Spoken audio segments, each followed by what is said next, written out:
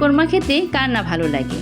Hello everyone, আসসালামু আলাইকুম, welcome to রুমানাস kitchen. আজকে আমি আপনাদের জন্য এনেছি ডিমের কোরমা।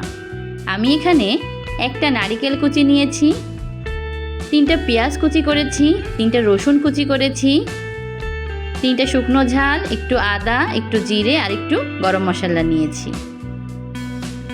এখানে আমি আগে থেকে নারিকেলটাকে ব্লেন্ডারে ব্লেন্ড করে দুধ বানিয়ে রেখেছি। এখানে আমি কোনো পানি ব্যবহার করিনি। এখানে আমি অবশিষ্ট নারিকেলে পানি দিয়ে ভালো করে কচলিয়ে দুধ বের করে নিয়েছি। আমি দুটাকে আলাদা করে রেখেছি। এর একটা টিপস আছে, ভিডিওটা দেখেন তাহলে বাকিটা জানতে পারবেন।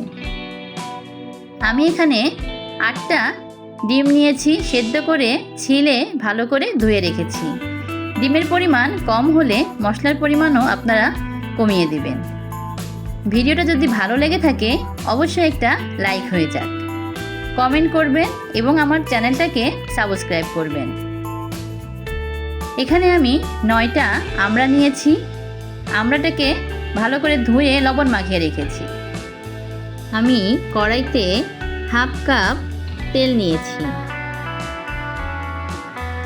তেলের মধ্যে একটু হলুদ দিয়েছি।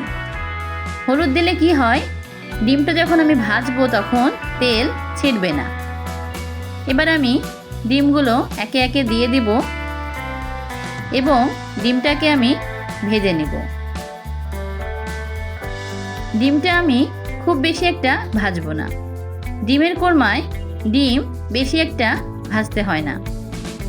একটু লালচে লালচে হয়ে গেলেই আমি ডিমটাকে নামিয়ে ফেলব।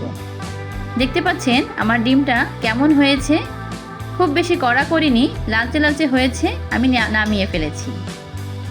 এবার আমি কড়াইতে তেল দিয়ে সেই কুচি করা মশলাগুলো একের পর এক সব দিয়ে দেব। আমি এখানে আদা কুচি দিয়েছি, পেঁয়াজ কুচি, আমার আগে থেকে করে রাখা রসুন কুচি, জিরে, গরম মশলা এবং 3টা শুকনো ঝাল দিয়ে সুন্দর করে আমি এটাকে ভেজে নেব। যেভাবে আমরা পেঁয়াজ বেরেস্তা করি সেভাবে আমরা এই মশলাটাকেও ভেজে নেব। আমার স্পেশাল ডিমের কোরমার আরেকটা গোপন টিপস হচ্ছে এইটা, মশলাটাকে এভাবে ভেজে যদি আপনি ডিমের কোরমা করেন তাহলে ডিমের কোরমাটা খেতে অসাধারণ লাগবে। এটা আমার আরেকটি গোপন টিপস, যার কারণে আমার ডিমের কোরমাটা হয়ে ওঠে খুবই লোভনীয়। দেখতে পাচ্ছেন আমার মশলাটা ভাজা হয়ে গেছে। এভাবে যখন লালচে লালচে হয়ে যাবে তখন আমি এই মশলাটাকে নামিয়ে নেব। এবার আমি ব্লেন্ডারে সুন্দর করে ব্লেন্ড করে নিয়েছি, একদম মিহি করে নিয়েছি। কড়াইতে থাকা তেলের মধ্যে আমি এবার আমড়াগুলোকে দিয়ে দেব। লবণ মাখানো আমড়াগুলোকে আমি কিন্তু ধুয়ে নিয়েছি। আমড়াগুলো আমি এভাবে সুন্দর করে ভেজে নিব।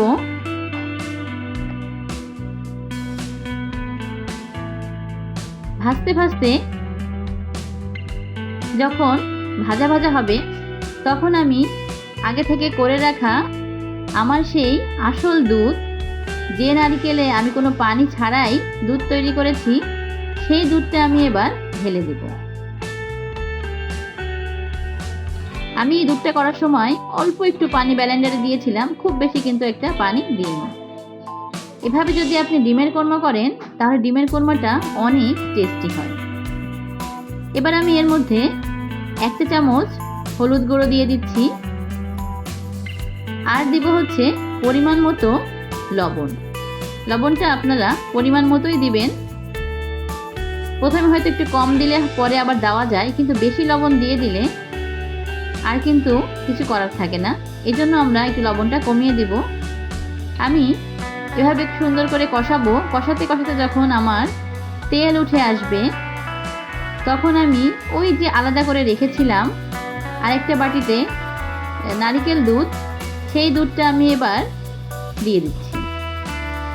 শুধু এইটুকু পানি দিব না, যতটুকু পানি আমার লাগবে আমি ঠিক ততটুকুই পানি এবার আমি দিয়ে দেব। খুব বেশি একটা পানি দেব না, যেহেতু আমার ডিমটা ভাজা, শুধুমাত্র আমড়াটা সিদ্ধ হতে যতটুকু পানি দরকার ঠিক ততটুকু পানি আমি দেব। আপনারা দেখেন আমি কতটুকু পানি দিয়েছি। এভাবে আমি 5 মিনিট রান্না করব। যখন আমার ঝোলের পানি এভাবে টকবক করে ফুটবে তখন আমি সেই স্পেশাল ডিমের কোরমাতে হাফ কাপ চিনি দেব। আপনারা আপনাদের যে যেমন চিনি খান সেরকম প্রয়োজন অনুযায়ী চিনি দিতে পারেন। এবার আমি ভেজে রাখা ডিমগুলো দিয়ে দিচ্ছি।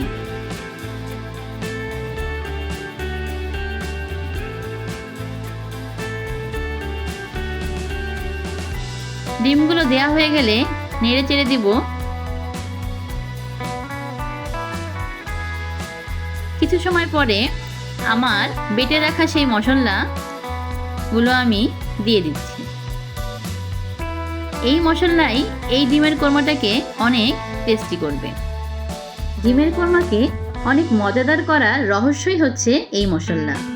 এটা আমার মায়ের কাছ থেকে শেখা। আমার মা এভাবেই ডিমের কোরমা করে, যেটা খেতে এতটাই মজা লাগে, সবাই এই ডিমের কোরমা অনেক পছন্দ করে। আমার ডিমের কোরমা প্রায় হয়ে এসেছে, দেখতে পাচ্ছেন ডিমের কোরমাটা হয়ে গেছে। ভিডিওটা ভালো লাগলে অবশ্যই লাইক, কমেন্ট, সাবস্ক্রাইব করবেন। আল্লাহ হাফেজ।